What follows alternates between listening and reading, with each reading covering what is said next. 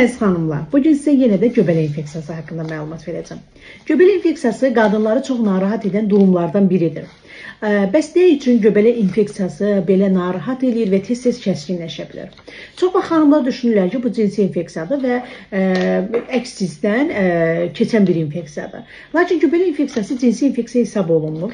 Hər birimizdə, hər bir orqanizmada göbələk infeksiyası var.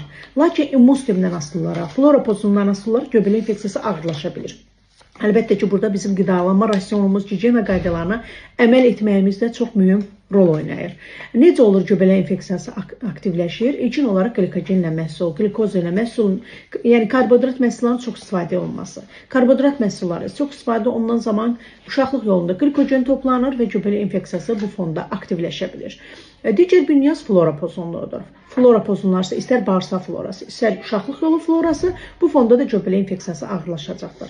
Və nəm mühit, yadımızda çıxartmayaq ki, göbələk infeksiyası nəm mühiti sevir. Nəm mühit varsa, yenə də göbələk infeksiyası aktivləşəcəkdir. Göbələk infeksiyası aktivləşərək qaşınma, göynəmə kimi hallarla və kəsmiş şəkilli ifrazatların olması ilə özünü büruzə verə bilir. Ona görə də bütün bu nüanslar nəzərə alaraq gigiyena qaydalarına və qidalanma rasionumuza diqqət edərək floramızı normal saxlayaraq göbələk infeksiyasından qurtula bilərik. Əziz xanımlar,